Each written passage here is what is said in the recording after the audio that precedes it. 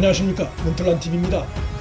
박범계가 검찰 간부 인사안을 문재인의 정식 재가도 받지 않고 발표한 것으로 드러났다고 동아일보가 보도했습니다. 충격적인 내용입니다. 사후 승인할 테니 발표부터 하라고 문재인이 언지를 주었거나 박범계가 발표하고 사후 승인을 받았거나 둘 중에 하나일 가능성이 큽니다. 동아일보 보도에 의하면 문재인이 인사안을 사후 승인한 것으로 나타났지만 사전에 박범계가 문재인에게 구두로 보고는 했을 가능성이 있기 때문입니다. 결과적으로 민정수석의 의견도 거치지 않고 검찰총장의 의견도 무시하고 나아가 대통령의 정식 재가 절차도 없이 검찰의 고위 간부 인사안이 기습적으로 발표됐다는 것인데 국가의 기강이 엉망 상태임이 드러난 것입니다. 자신이 부탁해 청와대로 데려온 민정수석을 패싱하고 주무장관으로부터 정식의 보고도 없었던, 또 특별히 긴급을 요하는 상황도 아니었던 이러한 중대 사안을 사후 승인한 문재인의 국정 운영은 정상적인 국가에선 있을 수 없는 일이고 대통령이 스스로 국정을 문란시키고 있다는 것이 드러난 사건입니다. 청와대는 의혹이 커지고 있는 만큼 검찰 고위 간부 인사안 재가가 이루어진 정확한 시점이 언론에 보도 자료가 전달되기 전이었는지 사후 시점이었는지, 또 보도 자료가 언론에 전달되기 전에 문재인과 박범계 간의 통화가 있었는지, 있었다면 어떤 내용이었는지 상세히 밝혀야 합니다. 그러나 청와대는 이러한 궁금증 등에 대해 청와대 내부의 세세한 절차는 통치행위라며 밝히길 거부하고 있습니다. 청와대의 이 같은 반응은 국가 권력이 국민들로부터 감시받지 않는 자신들의 사유물인 양 오만하고 그릇된 인식을 갖고 있음을 보여주는 것입니다. 투명한 국정 운영과 그 과정에서의 기본 절차 준수는 통치행위의 기본 전제 조건입니다. 정관이 먼저 발표해버리고 대통령의 공식 재가가 사후에 뒤따르는 이런 식의 국정 운영은 국정을 나락에 빠뜨리는 길로 가는 행위입니다. 또 하나의 심각한 문제점은 동아일보 보도에 의하면 신현수 민정수석이 대통령의 정식 재가까지 건너뛴 박범계의 이 같은 행위에 대해 감찰을 실시할 것을 건의했으나 문재인이 거부한 것으로 나타났다는 것입니다. 고위 공무원 감찰을 담당하는 민정수석으로서 당연한 문제 제기였음에도 문재인이 이를 승인하지 않은 것입니다. 정당한 감찰을 사실상 방해한 문재인의 이 같은 행태 역시 국정 문란과 직결될 수 있습니다.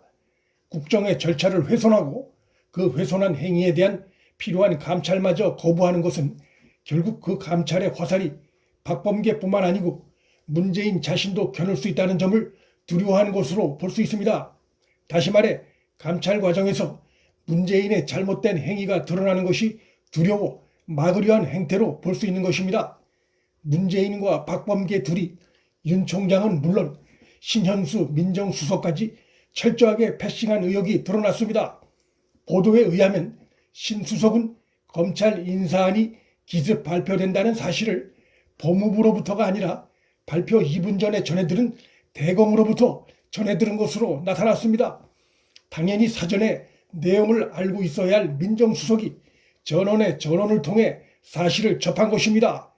박범계의 이 같은 행태는 신 수석이 문재인의 핵심 참모라는 점에서 어떤 형태로든 문재인으로부터 언질이 있었다는 것을 시사합니다. 결국 문재인, 박범계 둘이 사실상 공모해 윤석열 총장과 신현수 수석을 둘 다 패싱한 뚜렷한 정황입니다. 이성윤은 중앙지검장에 유임시키고 심재철을 남부지검장에 앉히고 대검 내의 윤 총장 주위에 친정권 검사들을 유임시킨 것을 봤을 때 문재인이 검찰의 정권 불법 비리 수사를 얼마나 두려워하고 있는지가 잘 드러납니다. 자신과 정권의 안위를 위해 국정 질서를 무너뜨리면서까지 기습적인 인사안 발표에 목을 맨 모습이 아닐 수 없습니다. 박범계의 기습 발표 움직임을 대검으로부터 전해드린 신 수석이 법무부에 연락해 인사안 발표를 중단할 것을 요청했지만 거부당한 사실도 드러났습니다. 이런 상황에서 신 수석이 청와대를 떠나려 하는 것은 너무나 당연한 것입니다. 그의 사의를 거부하고 있는 문재인의 행태는 너무나 위선적입니다. 자신이 한 행위를 스스로 잘 알 것이기에 처음엔 사의를 수리할 것처럼 반응을 보이고는 다음 날부터 갑자기 태도를 바꿔 수리를 거부하고 있는 행태는 신수석 사의를 수리할 경우 자신이 입을 수 있는 비난과 정치적 데미지가 두려워 또다시 이중적인 처신을 하고 있는 것입니다. 이러니 신수석이 사의를 표명하고 며칠을 기다려도 수리가 거부되자 갑자기 휴가원을 내고 지방으로 내려간 것입니다. 몹쓸 짓을 해놓고도 사표 수리를 거부한 문재인의 이 같은 행태는 임성근 판사의 사표 수리를 거부한 대법원장 김명수의 행태와 너무 닮았습니다. 자신의 인사청문을 위해 발로 뛴 그가 몸이 안 좋아 사표를 제출했음에도 수리할 경우 정치권으로부터 받을 비난이 두려워 사표 수리를 거부한 것과 너무 닮았습니다. 김명수는 자신의 거짓말과 정권 눈치 보기가 명백히 드러났음에도 교묘하게 언어를 농단하며 사과문 같지 않은 사과문을 발표하는 파렴치한 행태를 보여 국민과 법조계의 분노를 들끓게 하고 있습니다. 이런 김명수를 임명한 자가 문재인이란 점에서 둘이 정말 코드가 잘 맞는다는 게 새삼 확인됐습니다. 중앙일보 보도에 의하면 이성인 유임에 반대하는 신수석에게 왜 우리 편을 안 드느냐고 박범계가 공격했다는 충격적인 내용이 나옵니다. 똑같은 인물들입니다.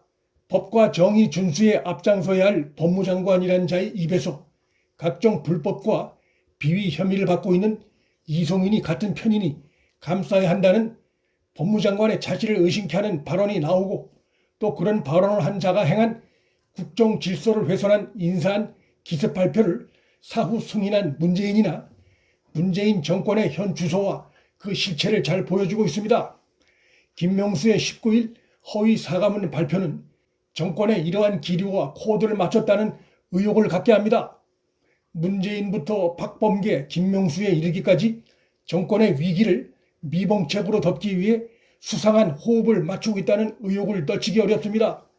대통령부터 법무장관 그리고 사법부 수장에 이르기까지 이어지고 있는 국가기강을 훼손시키는 행위들은 국민으로부터 위임받은 권력을 자신들과 진영의 이익을 위해 사유물인 양 오용하고 있는 행태들로서 훗날 사법적 심판을 피하기 어렵습니다. 문플란TV 여기서 마칩니다. 구독과 좋아요, 방송 공유는 방송 제작에 큰 힘이 됩니다. 시청해 주셔서 감사합니다.